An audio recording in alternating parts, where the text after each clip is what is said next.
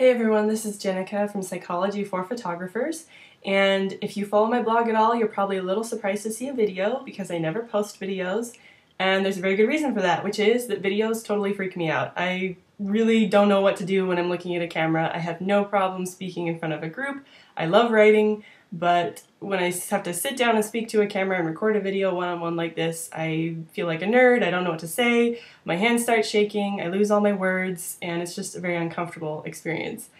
But here's the thing, I recognize that the way I feel about video is the way many of you feel about writing. And I don't think I should ask any of you to do something that I'm not willing to do myself. So I'm here making this video, putting myself on the line a little bit, feeling very uncomfortable to show you that you can do the same thing. So today's video blog post is titled, Why Most English Classes Fail and What They Should Have Taught You Instead. And I want to be clear up front, I had some fantastic English teachers that I loved. I still keep in touch with a couple of them, they're great. But the way many of them are required to teach English these days does a disservice to you when you go to write for yourself later. And that is because they fail to teach the one skill that really, truly separates good writing from great writing, and that is editing. The way most English classes work is you turn in a paper and they give it to you with some comments on it, and then that's the end of it. If you were lucky, you would get the comments back, be forced to revise it, and turn it in again. But even then, you were just editing to make it sound like what your English teacher wanted it to sound like, or what some curriculum board somewhere wanted it to sound like. Nobody ever really taught you to edit to sound more like yourself, to edit so that you were happy with what you were saying. And so what happens is, because you don't learn how to edit, people get this idea in their head that what you write down the first time should be perfect. And if you don't get it out right the first time, that you're just not a good writer. And that's crazy to me.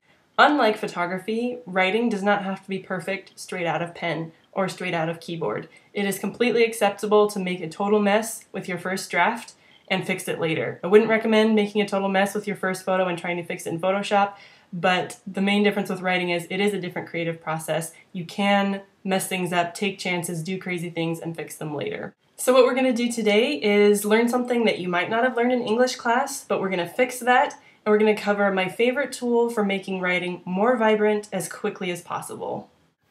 And that tool is start with the verbs and make them stronger. If you ever find yourself walking in circles with editing, typing, backspacing, you're not sure if you're actually making this any better, circle the verbs and make them stronger. It's going to give you the fastest return on your time. So let's look at a couple of sentences as an example. Josie sat nervously in her seat. The test hadn't begun yet and she was already sweating bullets. The exam packet was passed to her and she started.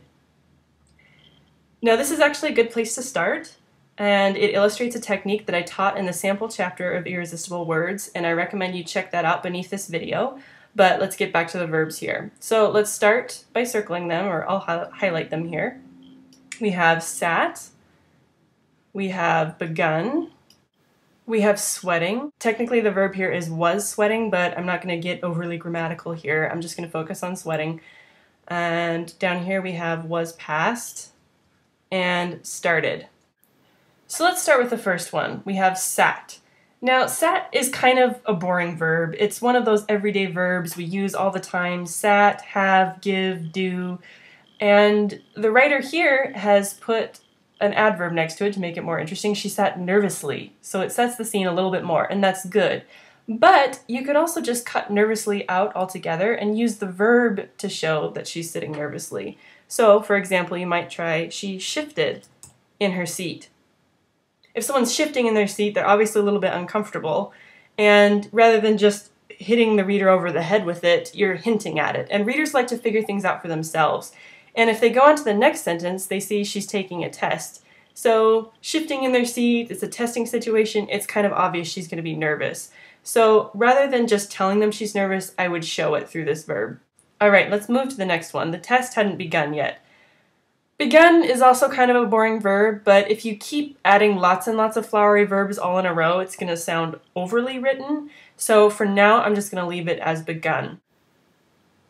So let's go to the next one. Was sweating bullets. The verb here is part of a cliche, right? Sweating bullets, running scared, firing on all cylinders. These are things you've heard 1,000 times. No reader wants to read something that they've read 1,000 times. So we want to cut out this cliche and think of something else that you can do with this word sweating. The best place to start is just to brainstorm a bunch of things, no matter how ridiculous, that are sweaty. So sweating like a weightlifter, sweating like a Zumba instructor, sweating like a cold soda on the 4th of July, sweating like a marathon runner. Just come up with a bunch of things. Some of them are going to sound stupid, but you can just give them a try. She was sweating like a cold soda on the 4th of July. This one's a little bit silly, but you can think of a cold soda can and you got the condensation on it that's beating up and dripping down. Maybe it's appropriate, maybe not.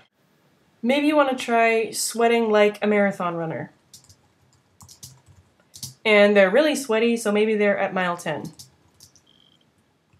I'm sure you can come up with something even better than this. The point is, you want to make sure that the reader can never predict what they're going to read next, because that's going to keep them reading.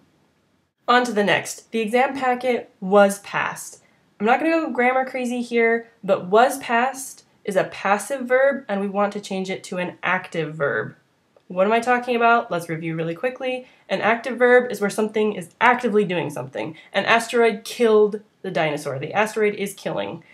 A passive verb is where something is being done to somebody. So here, the dinosaur was killed by the asteroid. The word by is usually a giveaway that it's a passive verb. Now, if you'll notice, Word is telling me, hey, there's a problem here. If I right-click, it wants me to change it back to the active. And this is one time when you should actually listen to Word. Active verbs are usually better than passive verbs. They add a sense of momentum, they are less confusing, and overall just make for better sentences. So going back to our sentence here, the exam packet was passed to her. We want to change that so it's an active verb. So instead of the exam being passed, maybe we want to change it to the teacher dropped the exam onto her desk. Here the word dropped becomes an active verb, and it creates a much cleaner sentence. All right, we're on to the last verb, started. Remember how at the beginning we changed sat to shifted because we wanted to show what being nervous looked like? So if someone's going to start to take a test, what would they do? They would pick up a pencil and start scribbling. So instead of saying she started, to be more visual and to show rather than to tell, we can just say she picked up her pencil. All right, we're done. Let's see how we did. Josie shifted in her seat. The test hadn't begun yet, and she was already sweating like a marathon runner at mile 10. The teacher dropped the exam onto her desk, and she picked up her pencil. This might not win any prizes for literature, but it's a lot further along than where we started. And if you look back, the things that we did were simple. We picked a more interesting verb instead of just piling on the adverbs. We got rid of a cliche. We changed a passive verb to an active verb. And then we showed what a verb would actually look like. These are all things that you can do quickly and easily. You don't have to spend hours searching and messing around. All you have to do is circle the verbs, go through, and make them stronger.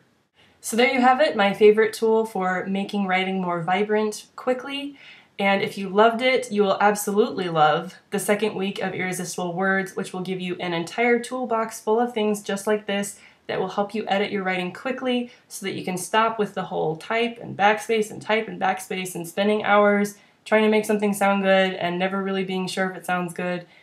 You can just get it down, edit it quickly, get it done, and get back to shooting. So check it out beneath this video and have a great day. I'm so glad this video is over. It was really hard, but if I can do this, you can work on your writing, so go do it.